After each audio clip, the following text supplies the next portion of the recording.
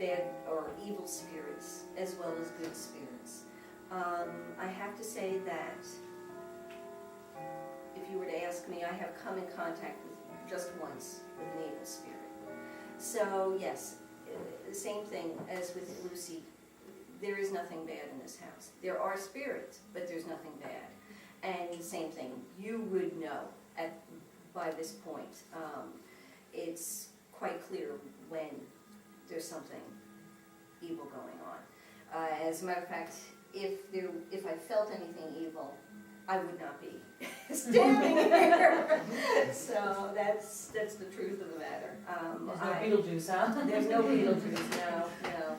And one of the things that I feel fortunate in one sense is that I did get to experience true evil. But once you come across it, you don't forget it. You will, as soon as you walk into a room, you will, well, I will feel it. So I'm glad to hear that, you're enjoying your house, because there's nothing worse than for someone to have a home and not be able to enjoy it.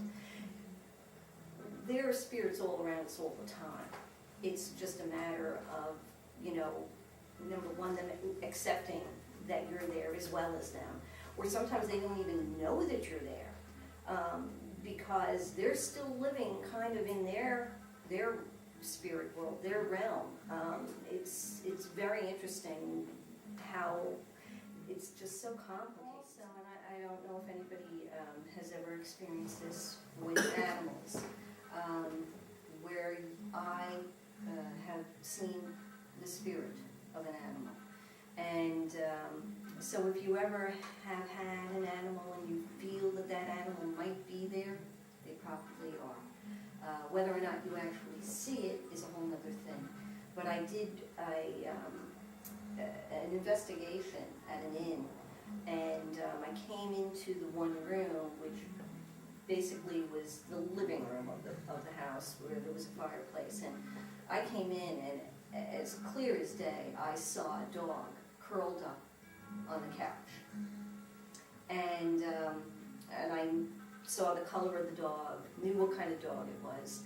And so I went to the owner and I said, I'm going to tell you what I just saw. And I did, and tears welled up in her eyes, and she said, that was my dog. And she says, and it was a black.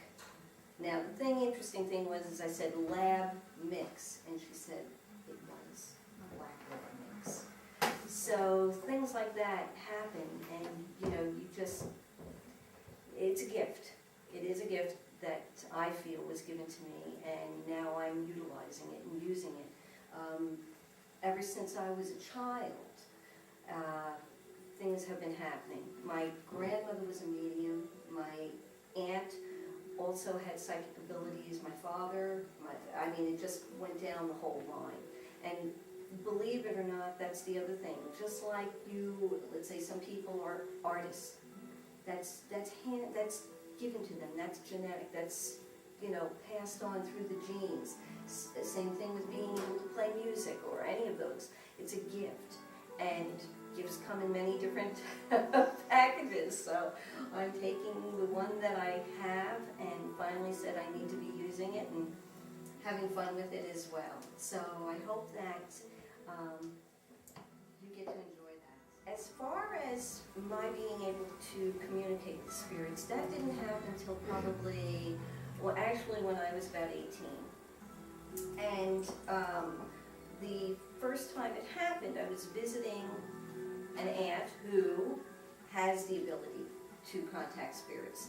And I went to her house, and I hadn't seen her since I was about 10 years old. So the first night I was there, I just knew that I wasn't alone. That's the best way to put it. And the second night I was there, and I couldn't sleep, and I was like tossing and turning. And then finally the third night, which was the last night that I was going to be there, I wound up waking up and seeing this beautiful woman sitting on the night table. And I I mean, I could see her as clear as I see you. I closed my eyes, I opened them, she was still there. Closed my eyes again, opened them, she was gone. Now, of course, I'm saying to myself, okay, you didn't see that. You were just dreaming. I go back to sleep. A little while later, I'm talking in my, I guess in my sleep. I'm talking to somebody. And with this, I said, okay, I was thinking I was talking to a friend of mine that I was doing at my job. And I said, okay, Teddy, slap me 5. And I put my hand out. And with this, I feel whap. And all of a sudden, I'm like, oh my God. And I'm now under the covers with my hands. And I'm like, and I'm still thinking I'm asleep. I'm trying to convince myself I am asleep. So with that, I said, all right, okay. I'm going to put my hand back out there. And if I get slapped, I know I'm not asleep. And sure enough, I put my hand back out there. Well, not only did I get slapped, but they grabbed my arm. So now, in defense, because it's scary, I grab my hand, and now they've got my wrist.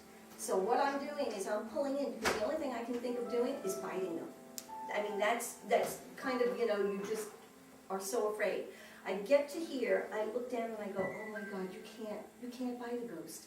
I let go, and now I'm sitting under the covers, and I am like so afraid. I could not get out of the bed, even if I wanted to get out of the bed. And I hadn't seen my aunt in so long, I was like, what is this going to look like? I'm going to go running into her room and go, oh my God, So with every bit of energy, I said, I know there is a ghost here, I recognize your being, but I have to get up early in the morning. Please let me go to sleep. With that, everything stops. Now, of course, I wound up having to go back to my aunt's house because that's where the plane flight was taking off, and I finally decided to open up to her. And I said, Aunt Lucy, I go, when I was here, this is what happened. She goes, why didn't you tell me? I said, well, I was afraid. I didn't want you to, I haven't seen you in so long. Winds up that my grandmother had stepsisters. Each one of them had died right around the age that we had said, which was, I think, 28, from epilepsy. And one of them was known to have long, beautiful blonde hair. And that was the very first time that I ever experienced it. And then after that, it just started happening and coming to me.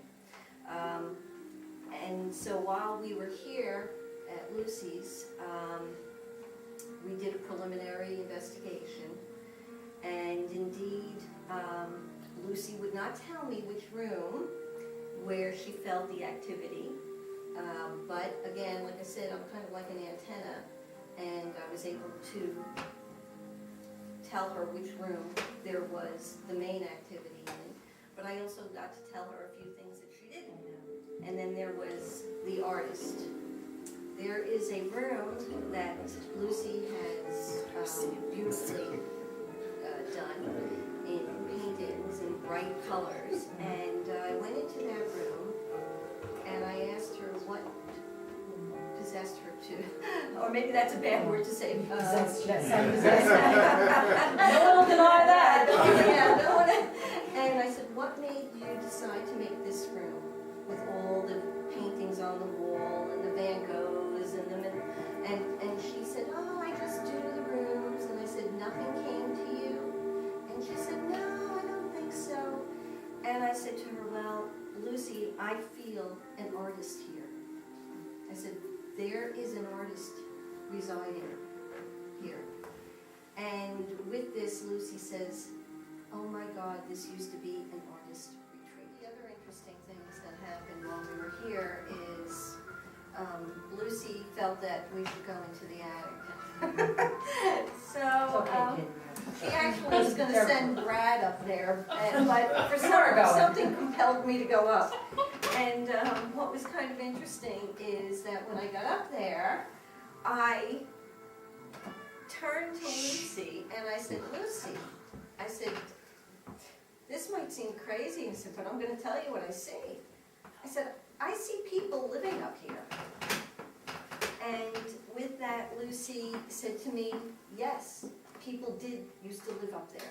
And I went, well, I see a whole family. And I actually, and I never did get to tell her this, which she might be able to confirm or not.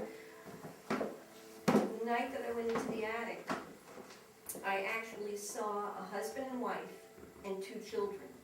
That is what I saw. And I don't honestly know who lived here, I just know that there were living quarters up there. yeah, and what was interesting is that, and I'm just gonna tell you the way that it kind of came to me, is that it looked like they were cooking.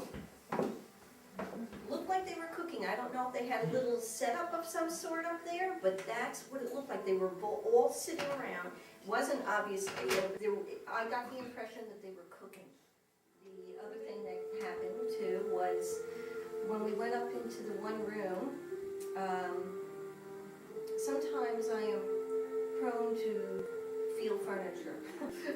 And because it also too can tell you a story, or the spirits may come to you through that. And so we went up into the one room, and I felt the need to touch the bedpost. And with that I said to Lucy, you didn't purchase this bed.